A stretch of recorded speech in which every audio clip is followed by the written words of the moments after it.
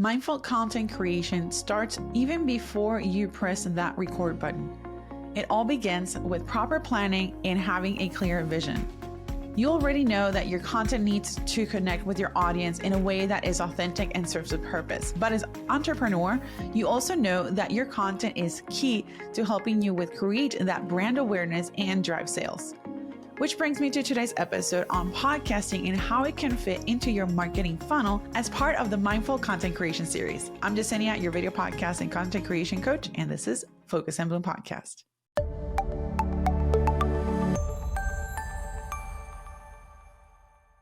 This episode is brought to you by the Podcast Starter Kit. Podcasts are great at helping building a connection with your audience, and they're also really great platforms to help share details about the product and the services that you offer. A marketing funnel is a model that outlines the journey a customer takes from the first interaction that they have with your brand to the ultimate goal, which is the conversion, the purchase, the sale.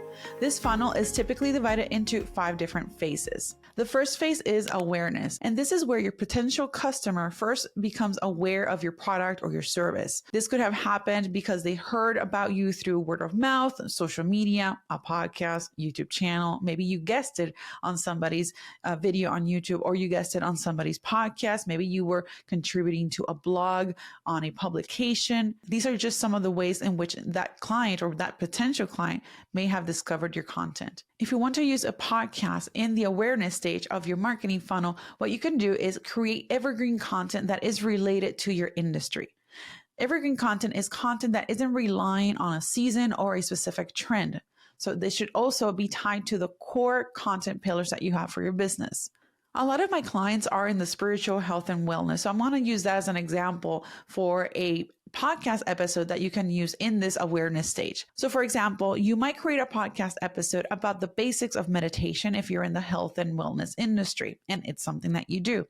This content is relevant to your industry and can be useful at any time, making it evergreen.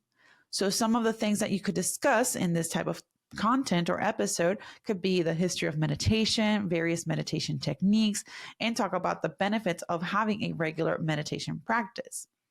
It would also provide valuable information to your audience, helping raise awareness about your brand and establishing you as an expert in your field, a thought leader. Next is the interest phase. And in this stage, the potential customer is interested in your product and is doing some research to learn more about it. In which case, what you can do to help that is you can create content to help them understand more about your work and the services you offer. So what you can do if you want to incorporate podcasting in this particular phase of the funnel is that you can create content that is more specific with your industry. So for example, if your business offers personal fitness training services, an interest stage podcast episode could be maybe you're delving into the science of muscle growth and fat loss, or explore the benefits of strength training versus cardio. This here is a type of content that caters to your audience that is already interested in fitness content and information and products and wants to understand more about it. And it also reinforces and helps establish you as a trusted source of information. Next, we're moving on to the consideration phase. And this is where that potential customer is considering whether your product is the right fit for them and comparing it with other options on the market. Your goal in this phase is to help your target audience understand why your services is the best option or why your product is the best option. Simon Sinek in his book, Start With Why, talks about not telling your audience that your product is the best option for them, but to really show them and share the impact that your product will have on them. If you want to use a podcast in the interest stage, then what you can do is create content that shares case studies or even transformation interviews with your clients where you can discuss the thought process of working on XYZ thing. So this is more community focused, community centered type of content. Next, we're moving to the intent. And this is where the potential customer has already decided that they are interested in a product and are nearing that point of making a purchase. This is where your calls to actions, your CTAs, are key and super crucial, because here is where you are asking your listeners what to do or to take that next step where they need to go, what do they need to do. When you're planning your episodes, you want to make sure that you're not just creating valuable content, but you also know that every single episode that you're creating is working in your favor to create that know, like, and trust. So it has a purpose. And to do so, you need to have the right tools to help you keep track of your production, to help keep track of the content that you're creating. And that's why I created the Podcast Starter Kit, which is a set of templates where you can precisely do that.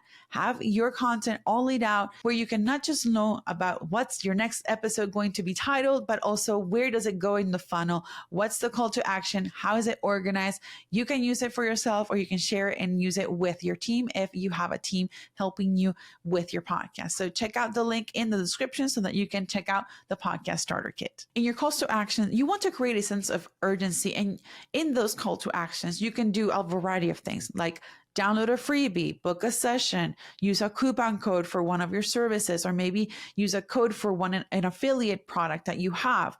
Maybe join a waitlist, join a program, a course, a membership. This call to action should be tied to the purpose of that episode in relation to the funnel, your marketing funnel, and in relation to the season you are in your business. We're not just creating great content. You have to have a reason why you're creating that content, because otherwise it's just there. You want to make sure that each of your episodes are building not just that know, like, and trust, but are helping you create awareness of your brand, of your products, your services, and driving sales. As we're talking about calls to action, you want to also think about having ads in your podcast. In your podcast, you have 3 different ad placements to choose from.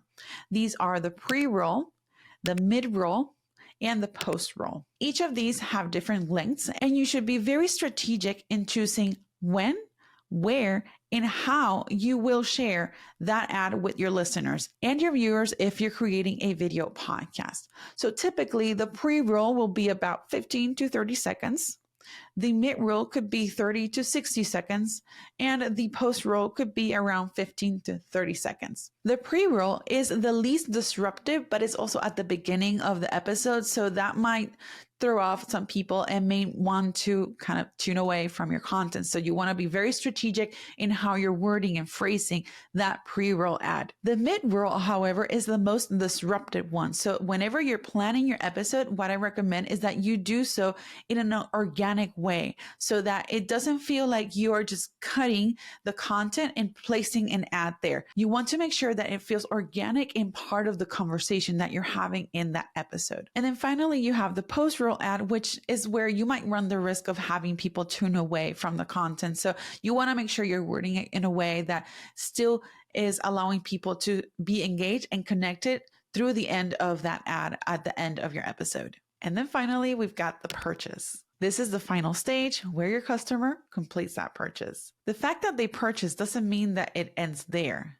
You now have a warm lead because they've already bought from you. They've already created a connection from you. So you want to make sure that you are still nurturing that relationship and continue to offer value past that stage of the purchase. So if you're still interested in offering more value and more incentives to your customers, what you can do is you could consider creating a private podcast that's only offered to users that break down how to get the most value of your product or the service, or maybe exclusive conversation, tutorials, bonus episodes. At this point, you want to just think of possible ways you can extend that relationship with the client. You could do maybe a separate email funnel that is activated once they take action on purchasing the product, could be offering bonus perks or anything.